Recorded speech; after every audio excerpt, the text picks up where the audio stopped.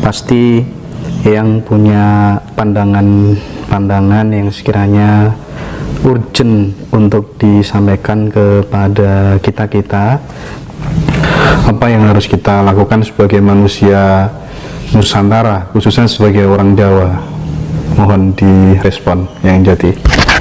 Oke, terima kasih dan selamat berjumpa kembali rekan-rekan seluruh Nusantara berkaitan dengan fenomena yang akhir-akhir ini menggelisahkan masyarakat secara umum.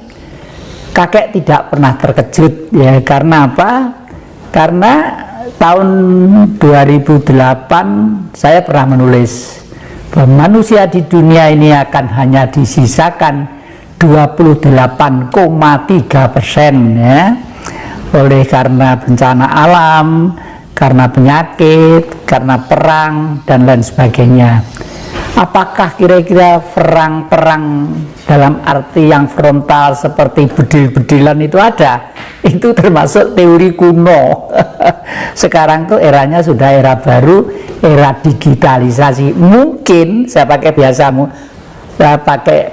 istilah mungkin ini adalah perang era modern di mana sudah menggunakan semacam virus atau bakteri-bakteri yang dibuat sedemikian rupa untuk mengalahkan pihak yang dianggap lawan.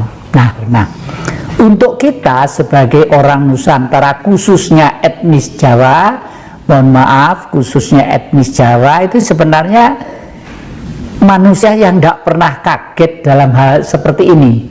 Nah, selembut-lembutnya virus, selembut-lembutnya bakteri, masih lembut yang namanya istilah Tuhan itu sendiri. Lah, lawannya siapa? Ya hanya Tuhan itu sendiri. Leluhur kita menggambarkan seperti apa? Leluhur kita menggambarkan seperti pada waktu perang Mahabharata, di mana Prabu Salyapati sebagai senopati Astina melawan Pandhawa yang hanya 5, ternyata yang menang Pandhawa. Kemenangan Pandhawa itu kuncinya pada apa? Ternyata pada Prabu Puntadewa, Raja Pandhawa, Raja Amarta ya, seorang raja yang sangat lugu dan sederhana.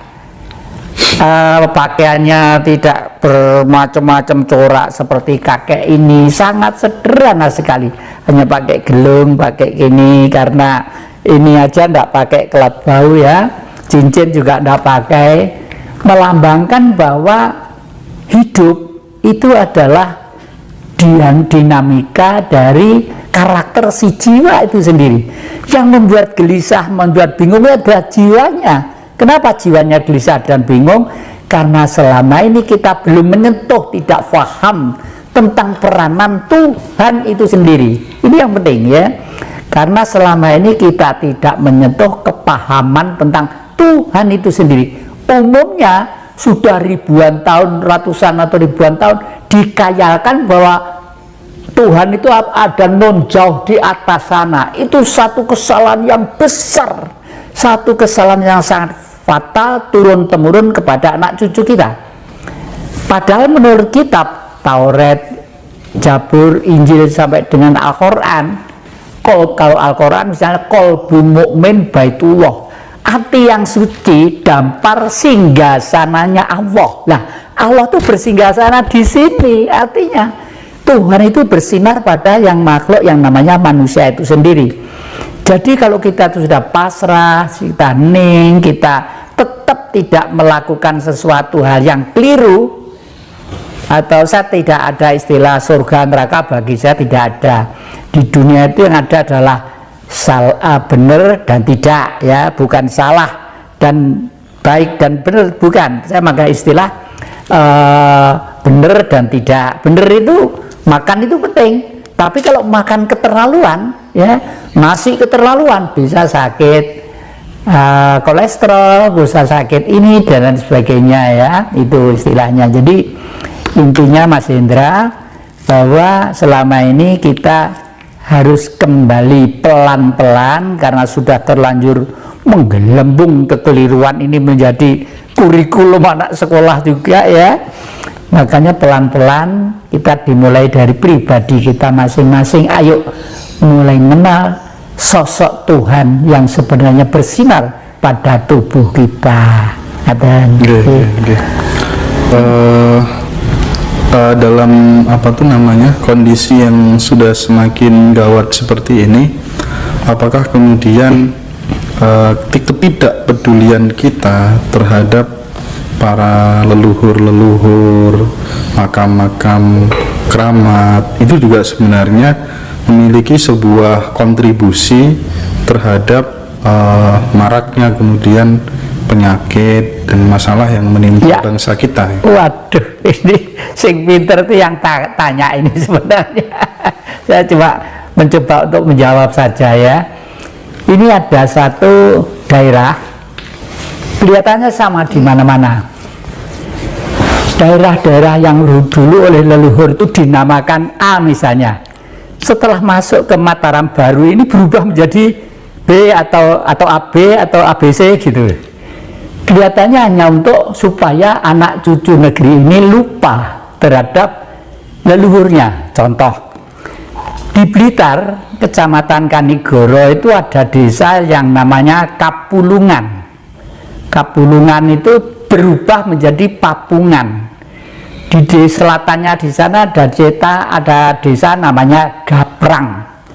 Di Gaprang itu ada candi dua, kira-kira tingginya 3 meter, laki-laki dan wanita. Laki-laki dan wanita itu sangat vulgar, sangat vulgar sekali. Sayang agak rusak sedikit, kira-kira tahun 65 itu banyak yang diwecoi orang gitu. Nun sewu ya, saya ceritakan supaya cucu jelas ini. Yang laki itu ngangkat ini ya, ngangkat lakinya sampai ke hidung sini ya. Yang putih juga di depannya sangat vulgar sekali. Artinya pada waktu itu leluhur kita itu sudah menganggap bahwa hubungan antara wanita dan laki-laki adalah sangat misteri dan sakral sekali, karena nanti akan melahirkan manusia-manusia turun-temurun lah. Itu di desa Gaprang itu masih ada, dan itu kalau saya lihat ini ya, kalau dengan tulisan prasasti mungkin tahunnya mungkin lain ya, tapi kalau saya cermati itu kelihatannya itu dibuat, waduh, ribuan tahun, mungkin sebelum Masehi mungkin itu ya. Jadi sebelum Masehi leluhur kita si Jawa ini sudah bisa membuat satu gambaran supaya perkawinan itu dianggap yang sakral dan serius itu, karena akan menurunkan manusia-manusia yang banyak. Nah, di desa Papungan juga itu ada sumber yang namanya sumber Cangkring. Dari rumah saya itu kira-kira di tengah sawah agak ke utara gitu, selatannya utaranya desa Tegarejo, selatannya desa Garum, bukan Garum, apa ya, Benci apa itu, pokoknya utaranya gitu ya. Di situ itu ada gamelan.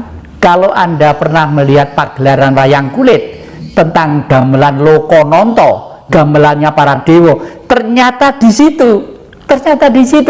Karena apa?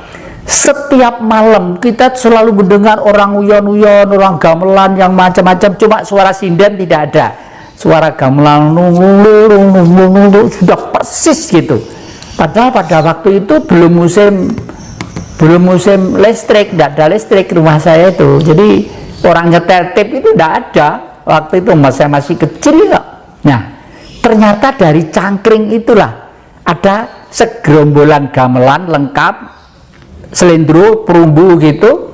Nah, kalau desa itu mau pinjam gamelan untuk bersih desa, misalnya bersih desanya besok gitu, malam nanti itu udah datang ke sana bawa sesaji bunga sama apa gitu, kesenangannya yang sana gitu ya.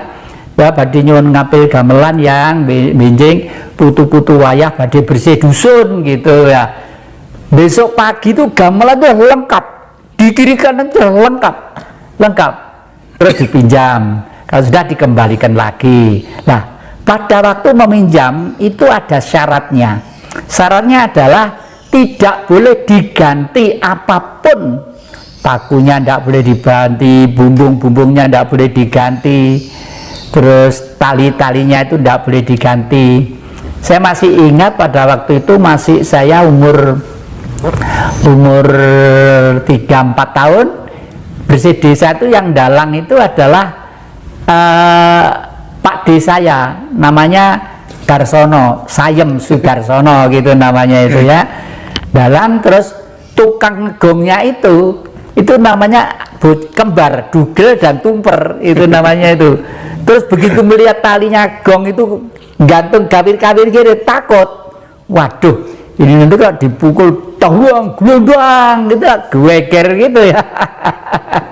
Akhirnya diganti talinya itu, diganti sampai sekarang dipinjam tidak ada, suara pun tidak ada. Nah, dalam hal ini saya ingin memberitahukan kepada adik-adik, kepada anak-anak, kepada cucu-cucu, kepada siapa saja, jangan mengabaikan warisan-warisan leluhur yang bentuknya apapun, meskipun itu berbentuk sumber atau pohon atau apa, karena itu merupakan fondamen dasar kepribadian kita untuk menjaga. Karena tugas Pulau Jawa itu, maaf loh, lain, bukan suku Semeru. Tugas Pulau Jawa itu untuk membuat perdamaian dunia, hamemayu hayu ing bawono. Kalau di luar tadi itu ada perang yang tipe 2, tipe 3, tipe 4, itu karena mereka itu sudah menganut suatu sistem sekuler dan ateis ya. Sekuler membentuk, sekuler itu adalah di sana ada gereja, di sana ada masjid, di sana ada pura, di sana ada ini, tapi politiknya adalah sekuler.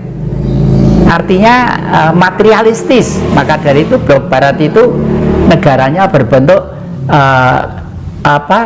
nasional yang kapitalistis ya. Karena nasionalisme di dunia itu banyak nasionalisme ya. Di Afrika ada nasionalisme, di utara ada nasionalisme, di barat ada nasionalisme. Nah, tetapi di Jawa itu, di Indonesia juga nasionalisme, tapi nasionalisme yang humanity. Oleh karena itu, oleh Bung Karno itu diringkas menjadi ketuhanan yang Maha Esa, kebangsaan, kemanusiaan, kerakyatan, keadilan sosial. Itu yang lalu menjadi Pancasila inilah.